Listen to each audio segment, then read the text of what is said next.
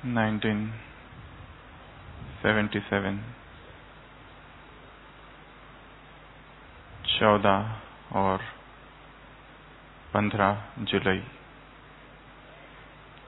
संपूर्ण New York city अंधकारमयी हो गई थी, जिसको कहा जाता है द न्यूयॉर्क सिटी ब्लैकआउट। 2 दिन के लिए बिजली खो गई थी और इन 2 दिनों में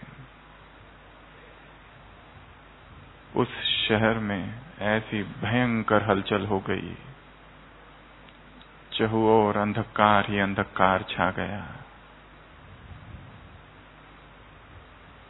जो मनुष्य ने नहीं सोचा था वो 2 दिन में हो गया। लिफ्ट्स बंद हो गई, ट्रेनें बंद हो गई। जो व्यक्ति 100वीं मंजिल पर ऊपर था वो वहीं रह गया, क्योंकि सीढ़ियों से आने की आदत न थी। चोरियां हुई, लूटमार हुई, सारा शहर अंधकार में डूब गया था। लगभग 400 लोगों को बाद में पकड़ा गया, 400 या 4000 तक। $30 करोड़ का नुकसान हो गया 2 दिनों में। बाद में 1 हफ्ते के बाद चर्च के एक बहुत प्रसिद्ध पादरी ने, एक फादर ने चर्च में एक अनाउंसमेंट की थी that we are without God now, जैसे कि भगवान ही खो गया। इतनी हलचल हो गई 2 दिन जब इलेक्ट्रिसिटी नहीं थी तो, कि पूरे इतिहास में ऐसा कभी हुआ नहीं होगा। एक शहर जो जगमगाता है और अचानक अंधकार आ जाता है, तो क्या क्या हो गया, कितना नुकसान। उसी तरह जब आत्मा की नगरी में अंधकार छा जाता है तब क्या क्या होता होगा। जब बाह्य अंधकार छा जाता है तो कितनी हलचल आ जाती है।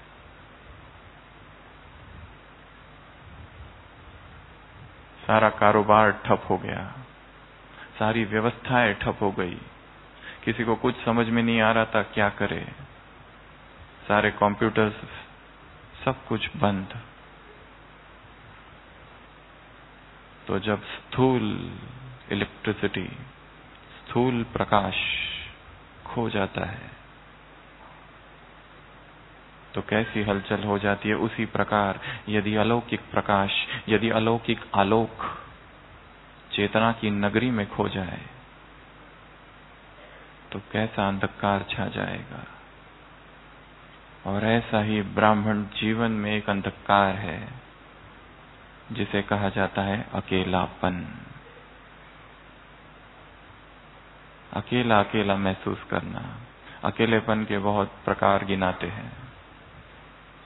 सभी लोगों के बीच है पर कोई मित्र नहीं, सभी लोगों के बीच है पर कोई पूछने वाला नहीं। नया स्थान है, नए स्थान का अंधकार। सभी लोगों के बीच है पर किसी से आत्मीय प्रेम नहीं, सभी लोगों के बीच है पर कोई परवाह नहीं करता।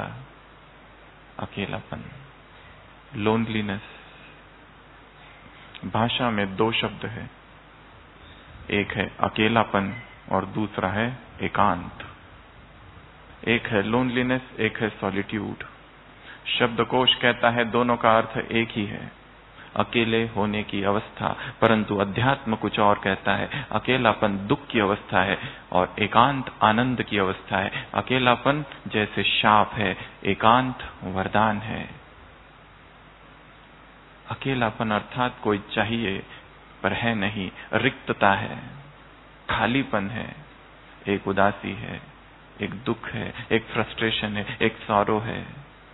और एकांत आनंद की अवस्था है। दोनों ही अवस्थाओं में व्यक्ति अकेला है। स्थूल रूप से आसपास कोई भी नहीं, परंतु फिर भी एकांत अमृत है,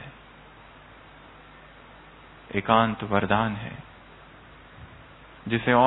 जिसमें किसी और की आवश्यकता ही नहीं है। आत्मा स्वयं ही इतनी फुल है, भरी हुई है, भरपूर है। और अकेलापन अर्थात रिक्तता, अकेलापन अर्थात खालीपन, अकेलापन अर्थात कोई चाहिए पर वो है नहीं। सारा ज्ञान है, उसके बाद भी अकेलापन। आज सुबह की साकार मुरली, बाबा ने कहा कि यदि ब्राह्मण जीवन में अकेलापन महसूस करते हो तो क्या करो, क्या करो। बहुत अच्छी बात बाबा ने बताई है।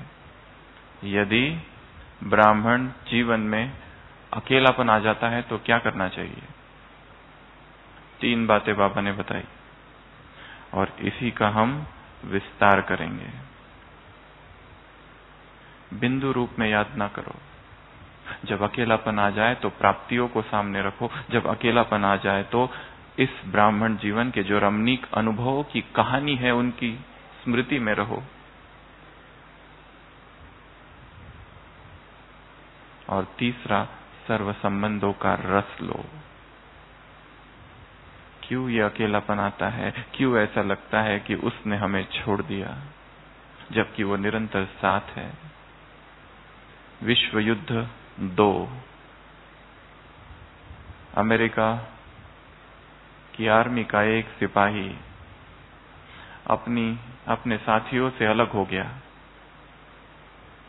और उसके पीछे सारे शत्रु लग गए और वो भागने लगा और शत्रु सारे पीछे थे। सभी के पास हथियार थे, बंदूक थी और वो अकेला भाग रहा है। कहां जाए समझ नहीं आ रहा है। एक खंडर सा घर दिखता है,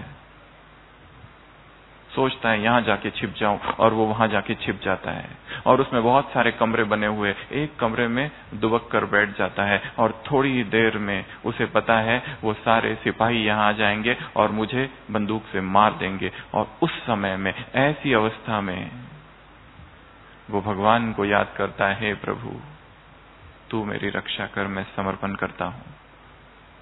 असंभव है इस परिस्थिति में बचना, क्योंकि वो अनेक है और मैं अकेला हूं, कैसे बच पाऊंगा। और वो सारे के सारे सिपाही आ जाते हैं। उनकी आवाजें होने लगती है, जहां वहां सब लोग ढूंढ रहे हैं। और उतने में इसने जो प्रार्थना की थी और भगवान को पुकारा था आर्त हृदय से, एक मकड़ी उस दरवाजे पर आ जाती है और अपना जाल बुनना चालू करती है। और वो मन ही मन हंसता है और सोचता है, भगवान ये मकड़ी का जाल मुझे बचाएगा। मैंने तुझे मदद के लिए पुकारा था और तू ये क्या कर रहा है। और वो मकड़ी वो पूरा जाल बुन देती है और वो सारे सिपाही यहां वहां ढूंढ रहे हैं और जैसे ही यदि मिल जाए तो उसको मार देंगे। और वो एक प्रभु की याद में बैठा हुआ है और 2 सिपाही उस दरवाजे के पास आते हैं और उन्हें वो मकड़ी का जाल दिखता है और ये सोचते हैं कि यहां मकड़ी का जाल है, संभावना कम है कि अंदर कोई है। अगर कोई गया होता तो ये जाल तोड़ कर गया होता। और वो लोग छोड़कर चले जाते हैं और तब वो अपने घुटनों पर गिरता है और उसकी आंखों से अश्रुधारा बहती है कि हे प्रभु, मुझे तो लगा तूने मुझे अकेला छोड़ दिया, मुझे तो लगा तूने मुझे छोड़ दिया, परंतु तेरी कृपा, तेरी दया अनंत है। हम समझ नहीं पाते वो किस तरह काम करता है, हम समझ नहीं पाते किस तरह वो हमारी मदद करता है, हम समझ नहीं पाते किस तरह वो हमारे जीवन के प्रत्येक क्षण में, प्रत्येक समय हमारे साथ साथ चल रहा है। उसकी वो अदृश्य मदद हमें दिखाई नहीं देती, पर इसका अर्थ ये नहीं कि वो हमारे साथ नहीं है। मैं हर पल तुम्हारे साथ हूं, फिर भी अकेलापन क्यों, फिर ये उदासी क्यों। और जो हृदय अकेला हो जाता है वो इस अकेलेपन को, इस रिक्तता को भरना चाहता है और ये दिखाना चाहता है कि मेरे अंदर अकेलापन नहीं है। और भरने के साधन क्या क्या है? तो भरता है वो मनोरंजन से, संसार के मनोरंजन से, संसार के गीतों से और संसार की बातों से। और भरता है वो भोजन से, और भरता है वो ब्लेम गेम से, इस पर आरोप उस पर आरोप। और भरता है वो सुख सुविधाओं से, ताकि वो रिक्तता दिखाई ना दे, पर अंतर रिक्तता है। और ये भूल जाता है कि आत्मा की प्यास अनंत की है और अनंत की प्यास केवल अनंत ही बुझाएगा। इस संसार का कोई व्यक्ति संतुष्ट हमें तृप्त नहीं कर सकता, इस संसार की कोई वस्तु हमें तृप्त नहीं कर सकती, चाहे कितनी भी अच्छी हो, कितनी भी लुभावनी हो, कितनी ही स्वादिष्ट हो, कितनी भी बड़ी प्राप्ति हो। क्योंकि आत्मा की प्यास किसकी है? संडे की मुरली, चात्रक पक्षियों से, चात्रक से बच्चों से बाप मिलने आए हैं। जन्म जन्म प्यास थी प्रभु मिलन की, जन्म जन्म प्यास थी परमात्मा प्रेम की, वो प्यास अब पूरी हुई है। भक्ति मार्ग में भिखारी थे, अब बाप ने आकर तुमको क्या बना दिया? अधिकारी। प्रभु प्रेम की प्यास, सारी की सारी मुरली प्रभु प्रेम पर है। इस प्रभु प्रेम के अतिरिक्त तो किसी भी व्यक्ति का प्रेम आत्मा को तृप्त नहीं कर सकता, ना कभी भर सकता।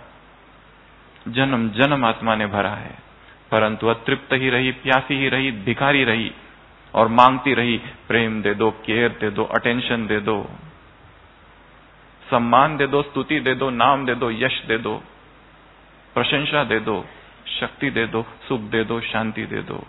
मिला कुछ भी नहीं। अब भगवान आया है।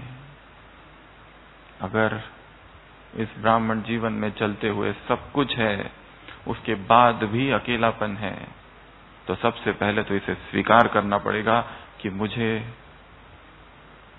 न मालूम कोई अज्ञात अकेलापन घेरा हुआ है।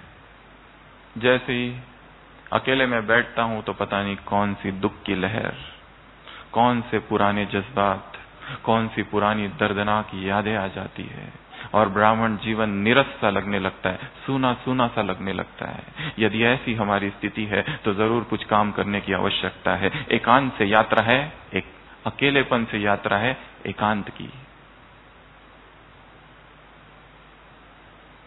जर्मन फिलोसोफर इकहार्ट एकांत में रहता था, मौन में रहता था, अपनी ही मस्ती में रहता था, अपनी ही प्रभु चिंतन में रहता था। एक बार किसी जंगल में बैठा था, दो मित्र वहां से गुजर रहे थे, उनको लगा बेचारा अकेला बैठा है, क्यों ना इसके पास जाए, थोड़ी सी बातें करे। और वो जाते और उससे कहते हैं कि हम तुम्हारे पास आए हैं क्योंकि हम तुम्हें अकेला देखते। वो कहता है मैं अब तक उसके संग में था, आप लोग आए और आपने मुझे अकेला कर दिया। जो व्यक्ति एकांत में आनंद लेता है उसे व्यक्तियों का संग, व्यक्तियों का साथ इतना नहीं लुभाता, उसे आदत है एक के संग की। और यदि अकेलापन है तो व्यक्ति उसे भरता है दंभ से, हिपोक्रेसी, सेल्फ लाइंग, कहने के लिए योगी परंतु अंदर भोग की लालसा है, कहने के लिए ऊपर से ब्रह्मचर्य परंतु अंदर से देह खींचती है। इसलिए इस दंभ से, इस हिपोक्रेसी से, इस सेल्फ डिसेप्शन से, इस सेल्फ लाइंग से, इस आत्मवंचना से, इस आत्म प्रवंचना से सबसे पहले स्वयं को मुक्त करना है। कि जो 69 की एक अव्यक्त वाणी है जिसमें बाबा ने कहा है खौफनाक वो है जो अंदर से कुछ है और बाहर से कुछ है, जो दिखा कुछ और रहा है अंदर से है कुछ। व्यक्ति का चरित्र वो है जब वो एकांत में बंद कमरे में बैठा हुआ है और क्या कर रहा है, कौन से विचार उसके मन में चल रहे हैं, कितनी सच्चाई उसके हृदय में है, क्या वो वही है जो संसार को दिखाता है या कुछ और। तो जब जब हृदय में रिक्तता है, खालीपन है, सूनापन है, अकेलापन है, व्यक्ति उसे भरेगा, एंटरटेनमेंट से भरेगा, गीत से, संगीत से भरेगा संसार के, भोजन से भरेगा, डिजिटल नगरी से भरेगा, हिपोक्रेसी से भरेगा, सुख सुविधाओं से भरेगा और स्वयं को छलेगा कि मैं सब ठीक चल रहा है, दिखावे से भरेगा। पहले तो इससे स्वयं को मुक्त करना है और स्वीकार करना है, हाँ है ये अकेलापन, पता नहीं क्यों है, परंतु अब मुझे इसको भरना है।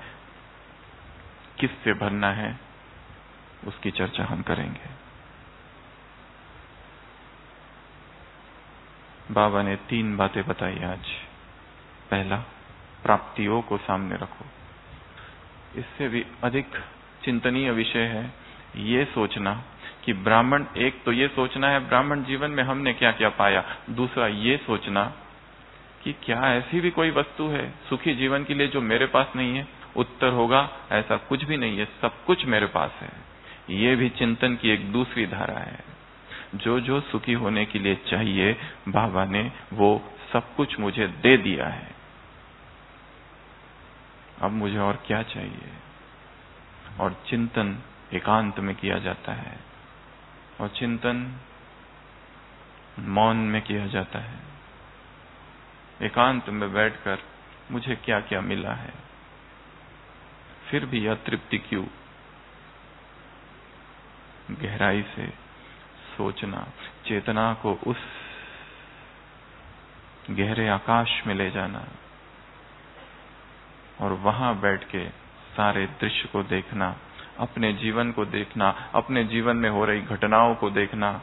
मैं हूं कहां, मैं क्या कर रहा हूं, मुझे क्या करना है। बाबा ने कहा प्राप्तियों को याद करो। दूसरा कहा इस ब्राह्मण जीवन के जो रमणीक अनुभव है उसको याद करो। हम ये पढ़ रहे थे और अभी ऊपर से नीचे आ रहे थे और आबू की पहाड़ियों को देख रहे थे तो याद आ रहा था वो सबसे पहला दिन जब यहां से आबू रोड से आबू पर्वत पर चढ़ रहे थे।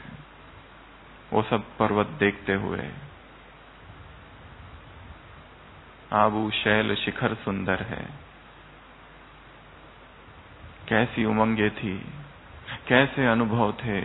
उन अनुभवों को याद करना। शायद हम भूल गए वो सारे पल जब हम भगवान के सामने बैठे थे, डायमंड हॉल था, अव्यक्त वाणी चल रही थी और भगवान के सम्मुख हम थे।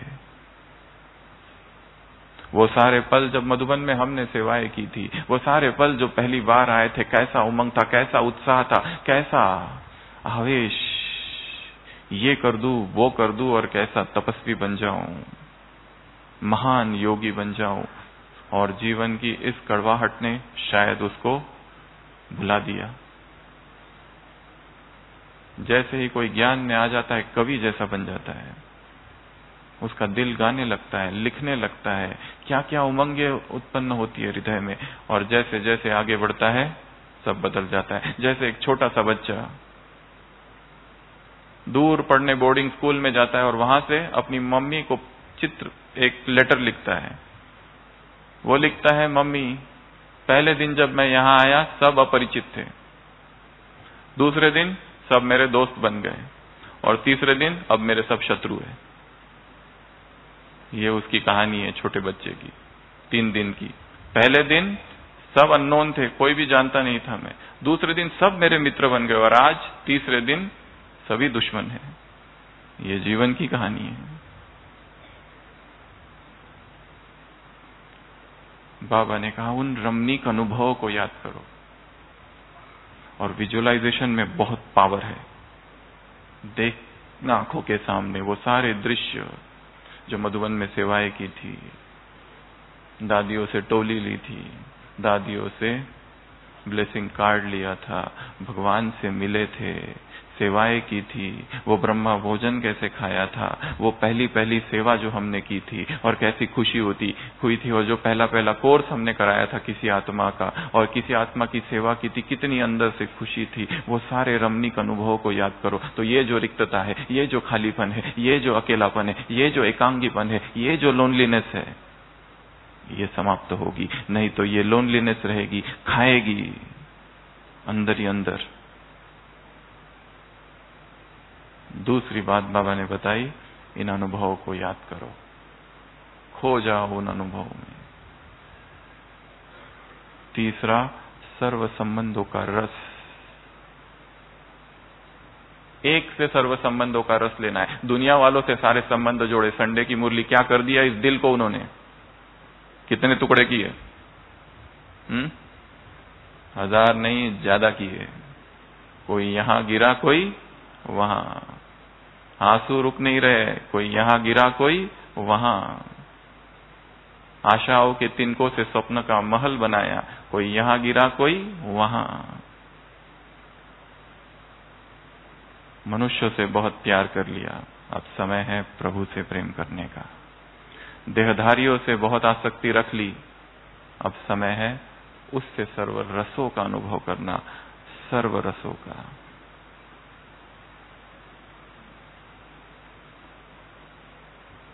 और मनुष्य के जीवन की ऐसी अवस्था जहां किसी की सबसे ज्यादा आवश्यकता है, उसी समय वो नहीं रहता है वो व्यक्ति। जब हमें सबसे ज्यादा किसी की आवश्यकता होगी, उसी समय हमको वो नहीं मिलेगा। इसलिए एक उसी से सर्व संबंधों का रस, ये तीसरी विधि। तो ये 3 बातें बाबा ने बताई। अगर अकेलापन लगे तो ये 3 बातें करो। अब उसके आगे हम कुछ बातें देखेंगे। चौथी, नवीनता।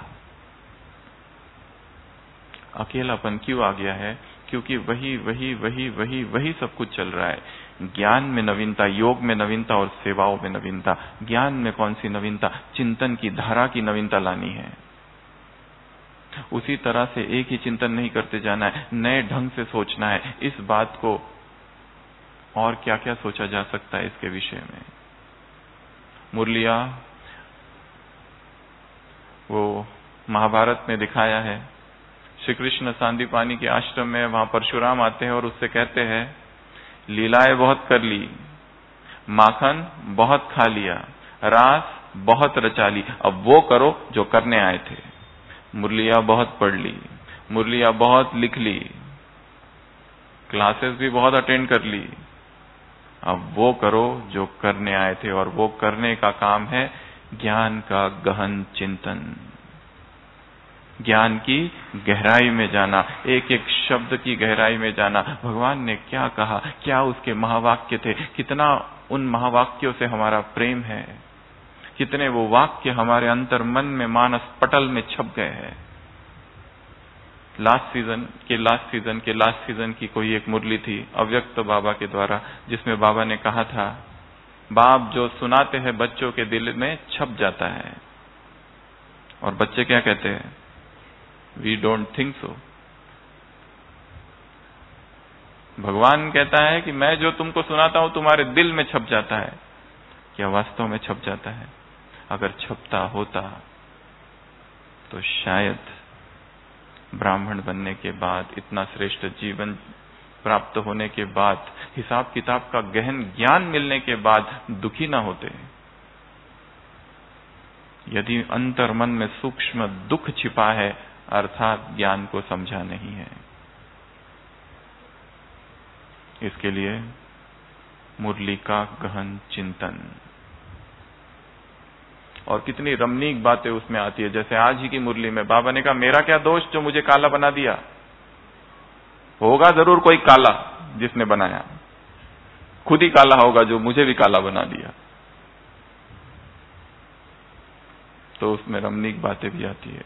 ये ज्ञान अटपटा, खटपटा और चटपटा है। तो उस ज्ञान की गहराई में जाना, उस ज्ञान की नवीनता, एक ही मुरली को अलग अलग ढंग से चिंतन करना, टाइम देना पड़ेगा। वो सारा टाइम जो व्यर्थ में जा रहा है, वो सारा टाइम जो डिजिटल नगरी की अननोन, अनचाही, अज्ञात गलियों में बीत रहा है, वहां से निकलकर मुरली पर आना पड़ेगा, समय देना पड़ेगा, एकांत में जाना पड़ेगा। ये जो भीड़ है, इस भीड़ से निकलकर अंतर्मन की यात्रा।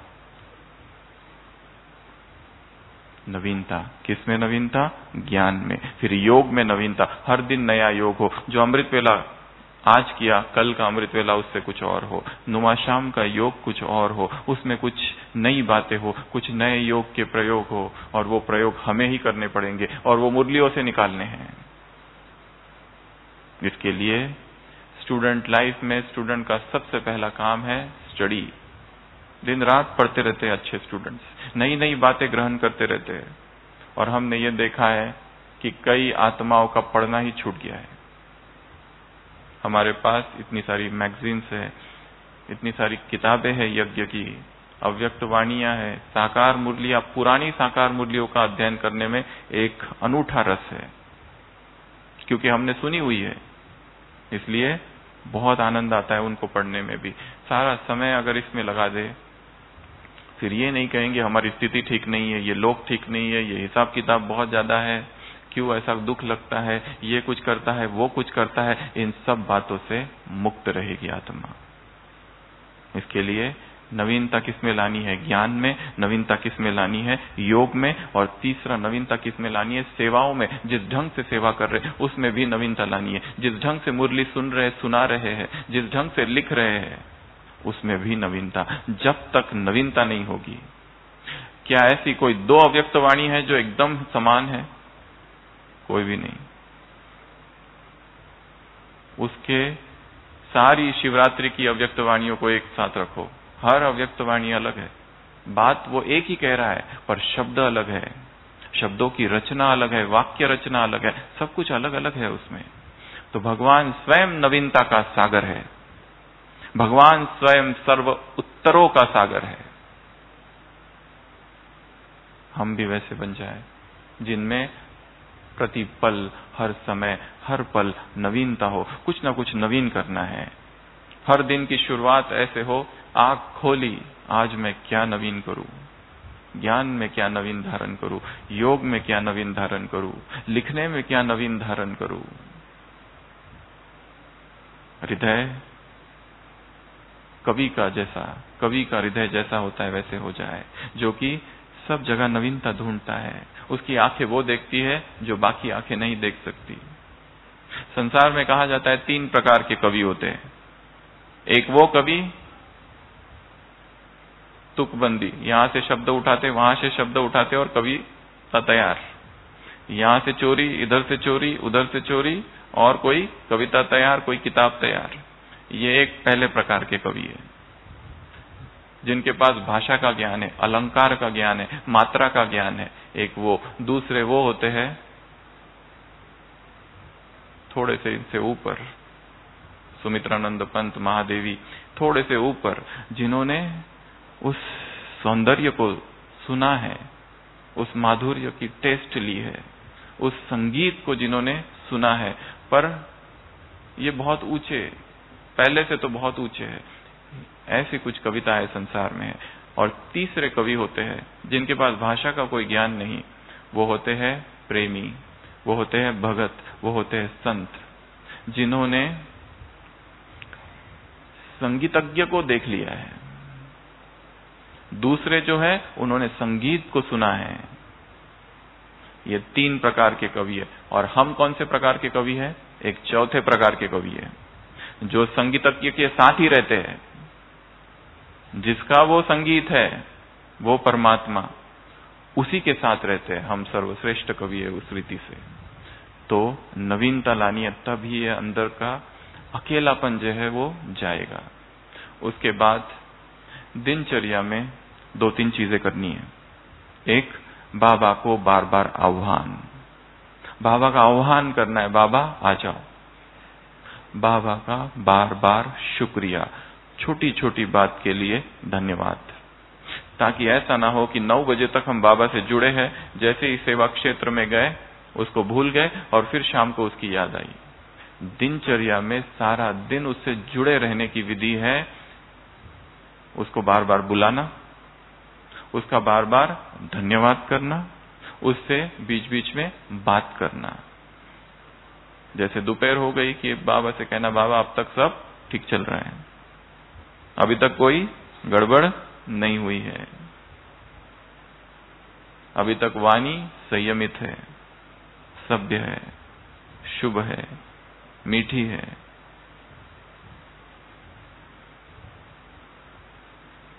तो कुछ बातें दिनचर्या में करनी होगी। जगदीश भाई जी ने एक जगह लिखा है, ऐसा ना हो जाए कि अमृत वेला बहुत शक्तिशाली, मुरली क्लास भी बहुत ध्यान से सुन लिया, नाश्ता भी बहुत अच्छे से कर लिया और उसके बाद में दिनचर्या में भूल गए और फिर शाम को सीधा याद आई बाबा भी कुछ है, क्योंकि दिन भर में इतने व्यस्त रहे कि जिसकी सेवा है उसी को भूले हुए हैं। दिन भर ऐसा कुछ कुछ करना है कि जो उससे जुड़े रहे, जैसे कि अशरीरी हो जाना, बीच बीच में आत्मिक दृष्टि का अभ्यास करना। ये केवल थियरी नहीं है जो हम बता रहे हैं, ये हर एक को करना है। बीच बीच में स्थिर होकर सकाश दे देनी है विश्व को। और सकाश की एक विधि 1-2 दिन पहले हम अमृत वेला कर रहे थे, अचानक जैसे हम कहेंगे प्रकट हो गई कि मैं इस संसार का केंद्र हूं। क्या संकल्प से चालू करना है? ये सृष्टि का मैं केंद्र हूं, यहां पर मैं हूं और मुझ में शिव बाबा की सारी शक्तियां किरणें आ रही है। मेरे बाहर एक सर्कल है और वो सर्कल है मधुबन। एक वर्तुल है, वो वर्तुल बना है मधुबन का, जिसमें पांडव भवन है, जिसमें ज्ञान सरोवर है, जिसमें पीस पार्क है, जिसमें म्यूजियम है, जिसमें हॉस्पिटल है, जिसमें आबू निवासी है, जिसमें शांतिवन है, जिसमें तपोवन है, जिसमें सोलर है, जिसमें मनमोहिनी कॉम्प्लेक्स है, जिसमें गार्डन है, जिसमें नदी है, जिसमें सब कुछ है। मधुबन और मधुबन निवासी सारे, मुझ आत्मा से पवित्रता की सारी शक्तियां इस वर्तुल में जा रही है, सभी मधुबन निवासियों को। उसके बाहर और एक दूसरा वर्तुल है, विश्व के जितने सेवा केंद्र है वो सारे गोल, और मुझ आत्मा से ऐसी शक्तियां जा रही है कि एक एक सेवा केंद्र निर्विघ्न हो रहा है। एक एक सेवा केंद्र में संपूर्ण प्यूरिटी के वाइब्रेशंस आ रहे हैं, जरा भी लेश मात्र भी अपवित्रता नहीं। सारे सेवा केंद्र विश्व भर के जितने बाबा के मिनी मधुबन है, सब निर्विघ्न हो रहे हैं। तीसरा सर्कल और आगे जितनी ब्राह्मण आत्माएं हैं वो सारी सेवा केंद्र की, मधुबन निवासी तो हो गए, जितनी ब्राह्मण आत्माएं हैं वो सारी एक एक ब्राह्मण आत्मा, एक एक बहन से लेके तो सब कुछ सारे सब निर्विघ्न हो रहे, सबको प्यूरिटी के वाइब्रेशंस आ रहे। मैं कहां हूं? बीच में हूं। मैं इस सृष्टि का केंद्र हूं, मैं इस यज्ञ का केंद्र हूं, मैं मधुबन का केंद्र हूं और मुझसे शक्तियां फैल रही है, पवित्रता फैल रही है। और ये जो वर्तुल है ये है सारी ब्राह्मण आत्माओं को। उसके आगे और एक वर्तुल है, संसार की आत्माएं, धर्म सत्ता, विज्ञान सत्ता, सारी सत्ताएं। संसार की आत्माएं दुखी है, उनको सुख की किरणें जा रही है, अशांत है, शांति की किरणें जा रही है। जो एकदम विकारों की गर्त में फंसे हैं, उनके हृदय में पवित्रता जाग रही है, प्यूरिटी के वो प्रकंपन वो न चाहते हुए भी उनके हृदय में प्रवेश कर रहे हैं। ऐसी शक्तिशाली किरणें मैं फैला रहा हूं, क्योंकि इस आत्मा में ऐसी अनंत शक्तियां भरी है। डायरेक्ट पवित्रता के सागर से मुझ में शक्तियां आ रही है, इसलिए मेरी पवित्रता इस संसार में सर्वश्रेष्ठ है। और उसके बाहर और एक वर्तुल है, उसमें कौन होगा? 5 तत्व। वो सारे तत्व भी क्या हो रहे हैं? शुद्ध हो रहे हैं, परिशुद्ध हो रहे हैं। और मैं केंद्र हूं। मुझे इस संसार के एक एक कण को पावन बनाना है। मुझे इस संसार की एक एक आत्मा को पवित्रता का दान देना है। यही मेरी सबसे बड़ी सेवा है। तो सारे दिन भर में नए नए कुछ ना कुछ प्रयोग करते रहना, तो ये अंदर का खालीपन मिटेगा, नहीं तो नहीं मिटेगा। अगली विधि है स्वयं से बातें करना, अपने आप से बातें करना। दिनचर्या में 3 बातें होनी चाहिए, लिख के रखनी है। 1 स्वयं से बातें, दूसरा बाबा से बातें, तीसरा मुरली का चिंतन। एक भी दिन हमारा ऐसा न जाए कि जिसमें हमने ये 3 चीजें नहीं की है। बीच बीच में बाबा से बातें करते ना, अपने आप से बातें करना और मुरली का गहन चिंतन करना। अगर मुरली का चिंतन नहीं करते हैं तो बुद्धि अपने आप व्यर्थ में चली जाती है, यहां वहां की बातें में चली जाती है। वो क्या कर रहा है, वो क्या कर रहा है, इसने क्या किया, उसने क्या किया, पर चिंतन प्रदर्शन में डूब जाती है। और जितना मैं दूसरों को देखता हूं मेरी ऊर्जा कम होती है। मुझे अपनी ऊर्जा का ध्यान रखना है। मेरी कोई भी ऊर्जा, संकल्प की ऊर्जा, बोल की ऊर्जा, शारीरिक ऊर्जा नष्ट, समय की ऊर्जा नष्ट ना हो। अपने आप को ही जगाना है। इस संसार में मेरा सबसे बड़ा दोस्त मैं खुद हूं। इस संसार में मेरा सबसे बड़ा दुश्मन भी मैं खुद ही हूं। मुझे ही स्वयं को उठाना है, मुझे ही स्वयं को जगाना है। कब तक सोया रहूंगा? अब समय है पुरुषार्थ का, अब समय है जागरण का, अब समय है फिर से अपने कर्तव्य को याद करना। एक अव्यक्त वाणी है मधुबन निवासियों से मुलाकात, बाबा के महावाक्य इन्वर्टेड कॉमा। तुमको अधिकार ज्यादा याद रहते, कर्तव्य कम। क्या कहा बाबा ने? तुमको अधिकार ज्यादा याद रहते और कर्तव्य कम। कर्तव्य भूले हुए हो। क्या कर्तव्य है तुम्हारे? कितने महान कार्य करने हैं। अगर इतना सारा मुझे करना है तो मैं क्या कर रहा हूं? यदि मैं खुद ही दुख में हूं, खुद ही अकेलेपन में हूं, खुद ही मेरे अंदर रिक्तता है और खालीपन है, तो संसार का रिक्तपन और संसार की खालीपन मैं कैसे दूर करूंगा? मुझे अपने आप को भरना है, अकंठ भरना है, प्रभु प्रेम से भरना है, ईश्वरीय ज्ञान से भरना है, ईश्वरीय नशे से भरना है। किसी साकार मुरली में बाबा ने कहा था, तुमको कितना नशा रहना चाहिए? तुम्हारे दिमाग की नस फट जानी चाहिए, इतना नशा तुमको रहना चाहिए। इतना तुमको नशा रहना चाहिए। और हमें कितना है? बहुत कम है। क्यों कम है? क्योंकि ज्ञान और योग छोड़कर दूसरी बातों में चले गए, इसको देखने में चले गए। ये क्या करता है, वो क्या करता है, इसने क्या किया, उसने क्या किया। सेवाओं के विस्तार में ऐसे खो गए हैं कि ये भूल ही गए कि उसने सेवा तो एक खिलौना मात्र हमको दिया है बिजी रखने के लिए, पर अंतिम जो परीक्षा होगी वो 1 सेकंड की होगी। इसके लिए तपस्वी बनना है। कुछ दिन पहले मुरली में था, इस शरीर से तुम्हारा जरा भी लगाव नहीं, लव नहीं होना चाहिए। कितना हमने स्वयं को जीता है, कितनी अपनी आंतरिक इच्छाएं, तृष्णाएं और वासनाओं को जीता है। यदि इस ब्राह्मण जीवन में चलते चलते खालीपन है तो एकांत में जाना है, मौन में जाना है और क्या करना है? स्वयं से बातें करना है। हे मेरे मन, तुझे क्या चाहिए?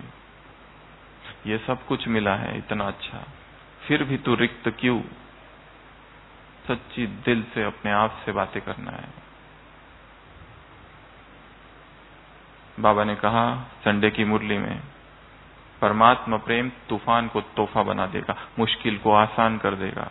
यदि आसान नहीं हो रहा है तो प्रेम की कमी है अंदर। बाबा के लिए जितना प्यार चाहिए वो थोड़ा शायद कम है। कैसे इस प्रेम को बढ़ा दूं? कैसे, क्या मैं करूं? अपने आप से बातें। तो अगली विधि है अपने आप से बात करना। उसके बाद जो खालीपन है उसको भरना है पढ़ना और लिखना। ये 2 चीजें, रीडिंग और राइटिंग। रोज कुछ ना कुछ नया पढ़ना है। नया अर्थात अव्यक्त वाणी। और इसमें सबसे अच्छी चीज हमको जो लगती है, स्पार्क की छोटी छोटी जो किताबें हैं, जो बाबा के वहां वाक्यों का संकलन है, वो अलग अलग जगह रख देना। एक बिस्तर पर, एक टेबल पर, एक डिपार्टमेंट पर, जगह अलग अलग जगह पर। दिनचर्या में जैसे हमारी अपनी सीरीज चालू है, कभी पुरुषार्थ, कभी टीचर्स, कभी ब्राह्मण परिवार, कभी सत्यता, अलग अलग किताबों के नाम है। जिसमें हम अपनी बुद्धि को बिजी रखें, क्योंकि मन तो नहीं चाहता है, मन कुछ और करना चाहता है। मन को कभी कभी जबरदस्ती करके लगाना होगा ज्ञान योग में। जैसे एक विदेशी लेखक ने लिखा है अपनी जीवन कहानी में कि हम सब दोस्त लोग युवा काल में घूमने गए, एक्सकर्शन, और बहुत घूमे, बहुत चले जंगलों में, इतने थक गए, फिर एक दीवार आ गई और हमको दीवार के उस पार जाना था, और सब लोगों ने कहा अब हम नहीं चढ़ेंगे, हमको तो बहुत कंटाला आ रहा है, हम नहीं करेंगे। तो मार्क ट्वेन लेखक लिखता है, मैंने कहा सब अपनी अपनी टोपियां दे दो। सबने अपनी अपनी टोपियां दी और टोपियां सब दीवार के उधर फेंक दी। अब चढ़ना ही पड़ेगा क्योंकि टोपियां उधर है। उसी तरह ऐसी कुछ युक्ति निकालनी है कि कौन सा समय है दिनचर्या में जहां मैं कमजोर पड़ जाता हूं और माया मुझे अटैक कर देती है। रात को सोने का वो समय है, बहुत कर यही रहता है। भक्ति मार्ग में कहावत है, निशाचर जो होते हैं राक्षस, उनकी शक्तियां रात में बढ़ जाती है, इसीलिए उनको निशाचर कहते हैं। ये जो रात का समय है वहां माया आती है बहुतों को, सोने के पहले समय। इसके लिए इस समय को ठीक ठाक करना है। और सबसे बड़ी माया सोने से पहले कौन सी? मोबाइल।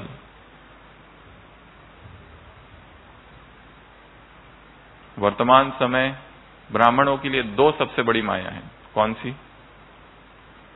दो, एक भोजन और दूसरा यूट्यूब। व्हाट्सएप पुराना हो गया, इसी में ये दो भी वो जो खालीपन है उसको भरने की कोशिश कर रहे, इससे नहीं भरेगा कभी भी।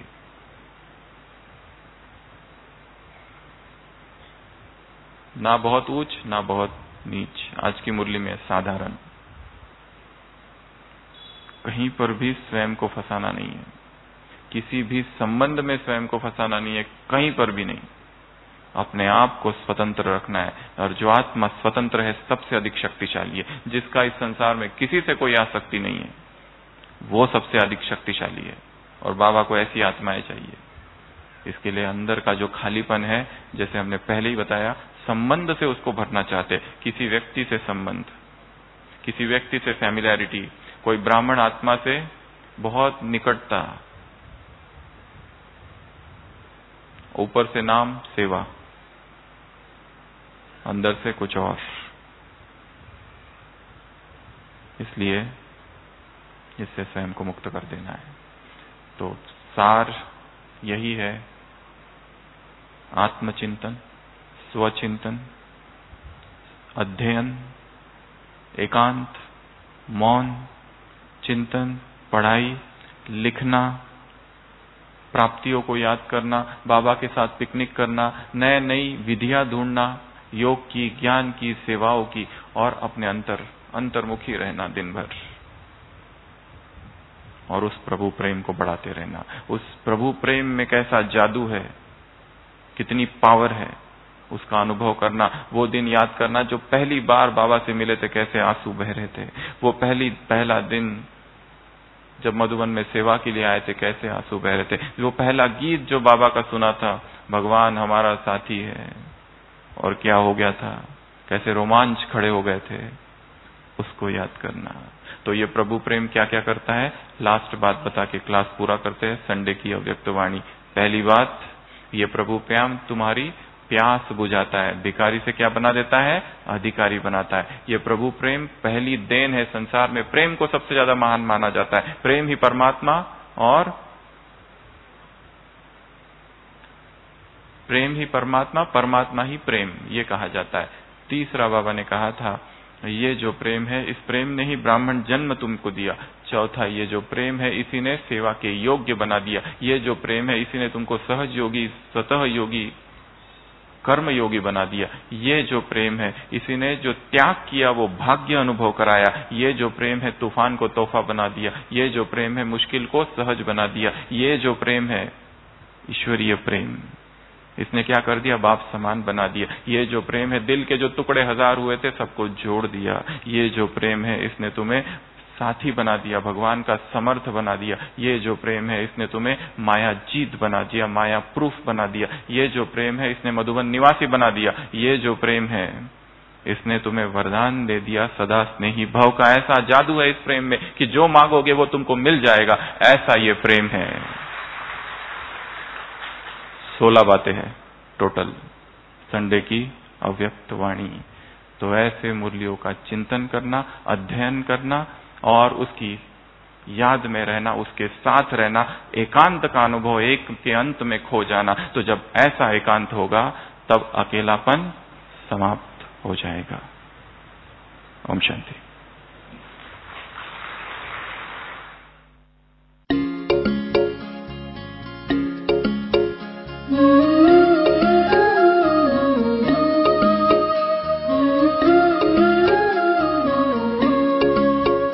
मेरे संग संग चलते हैं बाबा, मेरे संग संग चलते हैं बाबा, मेरे संग संग चलते हैं बाबा, मेरे संग संग चलते हैं बाबा। जैसे गगन में चाँद चलता है उनकी किरणों की छाया में दिल हर पल रहता है। जैसे गगन में चाँद चलता है उनकी किरणों की छाया में दिल हर पल रहता है। मेरे संग संग चलते हैं बाबा, मेरे संग संग चलते हैं बाबा, मेरे संग संग चलते हैं बाबा, मेरे संग संग चलते हैं बाबा।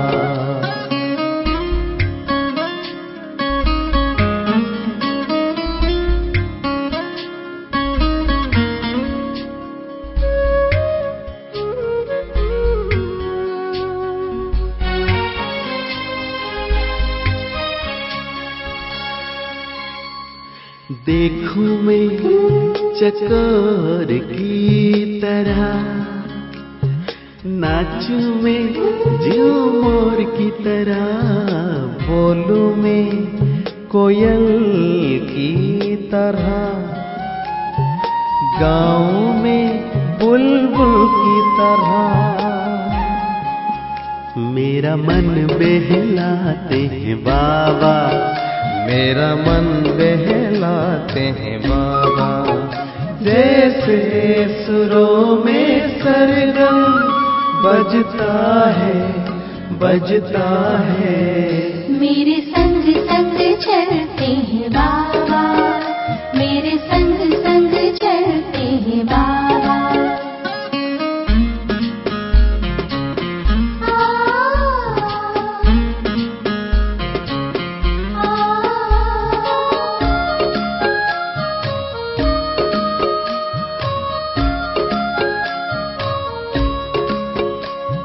सोचूं मैं भंवरों की तरह, झूमों में लहरों की तरह, चमकूं मैं जुगनू की तरह, मुस्काऊं मैं फूलों की तरह। मेरी यादों में रहते हैं बाबा, मेरी यादों में रहते हैं बाबा।